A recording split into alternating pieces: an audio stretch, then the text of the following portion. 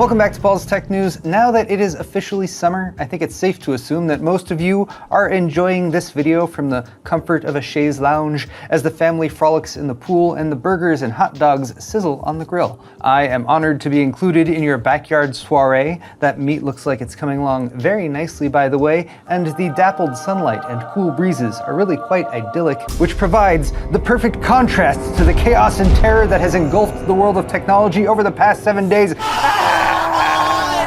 I'm just kidding. It's summer, and that's usually when there's a bit of a lull for the tech news, when the industry buckles down behind the scenes to work towards the fall launch season, and those of us who aren't passed out in a deck chair after a few too many margaritas must dig a bit deeper for the headlines, such as, will the RTX 4060 suck when it launches this week? Why has Intel discontinued its most premium Arc graphics card? What incriminating evidence did PCWorld executive editor Brad Chacos hastily cover up with an apartment fire? And most importantly, who is ready for the tech news? I know I am. Excellent! Today's video is brought to you by the Corsair IQ Link System Hub, a single small controller that manages all of your system cooling and RGB lighting. The IQ Link System Hub mounts magnetically to your case and can control up to 14 devices, 7 per port, with daisy chain support so you can simplify your cable management while still enabling glorious synchronized RGB. Corsair's IQ software can automatically configure IQ Link components while enabling precise fan speed control and real-time system monitoring. Click the sponsor link in the video's description for more on the Corsair IQ Link System Hub. The next desktop GPU to launch will be the RTX 4060, the one without the Ti, which should go up for sale on Thursday, June 29th. Videocards.com says reviews will go live a day prior on the 28th, but speculation is already rampant as to the card's performance, or lack thereof, based on the specs that have been revealed, as well as Nvidia's more recent history of only providing the bare minimum in terms of generational uplift, particularly with lower and mid-tier GPUs. Nvidia released some benchmark numbers themselves for the $300 card on Thursday, indicating that they expect the RTX 4060 to perform about 20% better than the previous gen RTX 3060 at 1080p. This gray line here, by the way, the 1.2x, they'd rather you not pay much attention to. No, they would prefer that you focus on these green arrows here, which include DLSS 3.0 frame generation enabled titles, which certainly shows the 4060 in a very positive light. But I am obligated to tell you that most PC games don't support DLSS frame generation.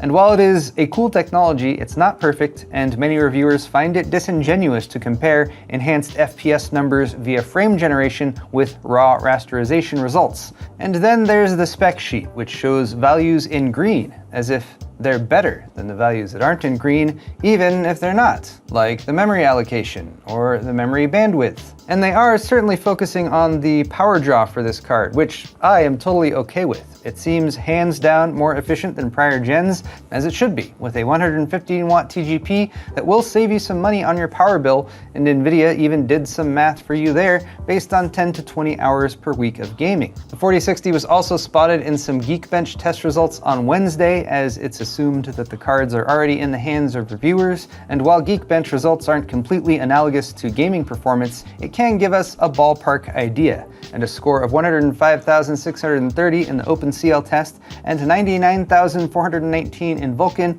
is about 18 and 17% faster, respectively, than the previous gen RTX 3060 12GB. It also puts it a good step ahead of AMD's Radeon RX 7600 in these tests. So if you're wondering why there's already a bit of a negative vibe towards the 4060, even though it seems to be a $300 card that's close to 20% faster than the 3060 while being more efficient and costing $30 less, you need to look at the history of GPU pricing going back more than 5 years, because that's about how long it's been since Nvidia seems to have seriously started their push to offer less and less value to PC gamers with each generation.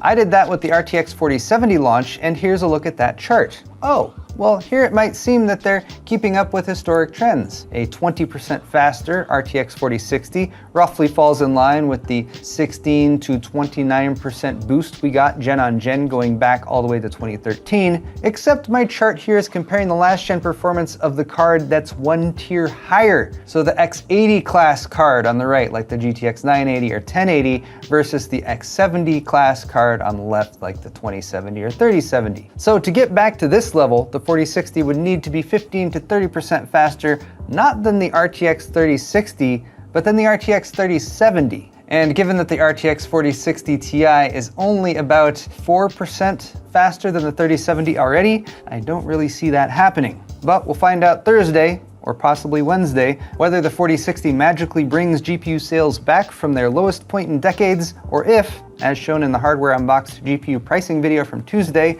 the poor sales will continue, which has the silver lining of gradually lowering street prices as retailers try to pawn off their inventory. Speaking of clearing out GPUs, Intel has decided it's time to end the life of the Arc A770, the limited edition, mind you, which can finally fulfill the destiny bequeathed upon it, as it is truly limited now indeed. The end-of-life notice was posted Tuesday, June 20th, the same day orders and shipments discontinued, providing limited edition GPU collectors with precious little time to snap one up.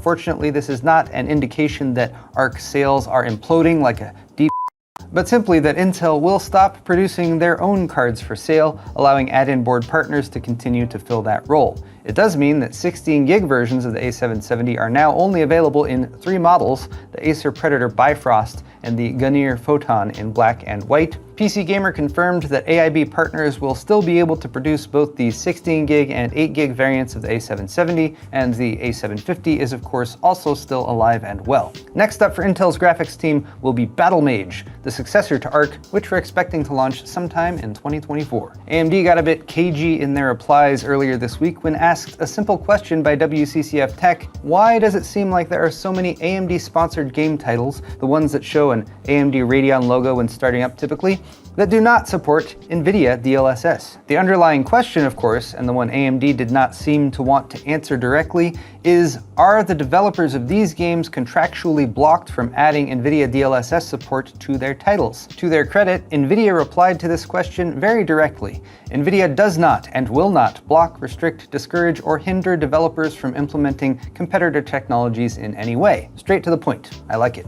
AMD's response was to provide a link to a third-party site that tracks upscaling technologies like DLSS and FSR to show that there are games that are DLSS only too. But precious few of them are AAA titles like Star Wars Jedi Survivor, Far Cry 6, or Sniper Elite 5, which still haven't added DLSS support months or years after release. And sure, there might be other reasons, such as game engine support, limited developer resources for implementation, or just that WCCF Tech is drumming up controversy where there is actually only coincidence. But if that's the case, AMD just needs to state in no uncertain terms that they do not contractually block the addition of Nvidia technology like DLSS when they ink a sponsorship deal with a developer for a title that's in the works. It doesn't matter how open source and widely implemented FidelityFX Super Resolution is if you're blocking competing options with lawyers rather than allowing the upscaling technology you've developed to speak for itself. Speaking of lawyers, I am legally obligated to inform you that tech briefs, while often the briefiest of the tech news segments each week, can sometimes drop to reveal even longer segments just beneath. You've been warned. The proliferation of AI-based services and data mining operation requires a lot of hardware, and that hardware is tougher to get your hands on if your business is located in China. Specifically, the enterprise GPUs that power things like the TikTok recommendation engine run largely on Nvidia hardware, and so companies like ByteDance, Tencent, and Alibaba have been scrambling to beef up their data centers. Nvidia A100 orders placed before trade restrictions with China went into place at the end of 2022 are shipping now, along with cut-down H800 units designed to meet those export restriction standards, and just ByteDance alone has ordered 100,000 of them, and they can cost as much as $10,000 each, hence the $1 billion in the headline. But that's just ByteDance, so yes, it's safe to say that a lot of AI hardware is shipping to China, and Nvidia is making a lot of money from those sales. Intel provided some confirmation to the confusing rumors swirling last week about their 14th Gen Core Raptor Lake refresh, but they didn't make things any less confusing. This comes from Intel China, where it has been confirmed that yes, the 14th Gen refresh is a thing. There will be 14th Gen Core i3, 5, 7, and 9 mobile CPUs, that's the Raptor Lake HX refresh. There will also be 14th Gen Core i3, 5, 7, and 9 desktop CPUs, and those are codenamed Raptor Lake S. And both of these families will probably be launching later this year. I'm guessing sometime near September when those new Z790 boards come out. Then there will be the Core and Core Ultra CPUs, the ones without the I. And that will include Core Ultra 5, 7, and 9 for Meteor Lake-based CPUs, and Core 3, 5, 7 without the Ultra, and that is yet another Raptor Lake refresh, this time Raptor Lake U for mobile CPUs. Isn't it great when product names are designed by a marketing department to obscure and confuse what kind of CPU you're actually buying, instead of just being named what the product actually is?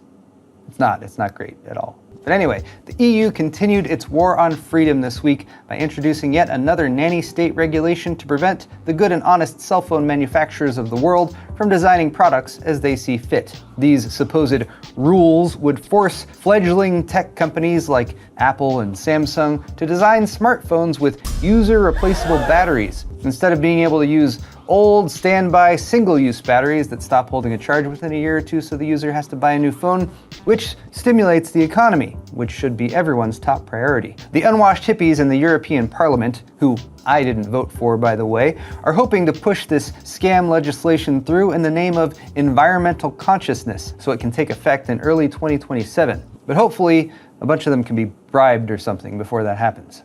But we end today on a somber note, but one with a bright silver lining. PCWorld executive editor Brad Chacos and his family are currently without a home, as an apartment fire Tuesday night caused much of their residence to be torn apart as firefighters worked to keep the blaze contained. Brad shared several photos of the wreckage, which is quite catastrophic, but the tech community rushed to his aid as soon as he made the incident public. His GoFundMe quickly passed the initial $10,000 goal, and in fact was over $15,000 as of Friday. Brad has already been assisting his neighbors who were also affected, so if you have a bit of cash to spare, I have linked the GoFundMe in the description, as well as Brad's Twitter if you'd like to send him some words of support. Ask him how he got the nickname of the Chaco Taco Camacho.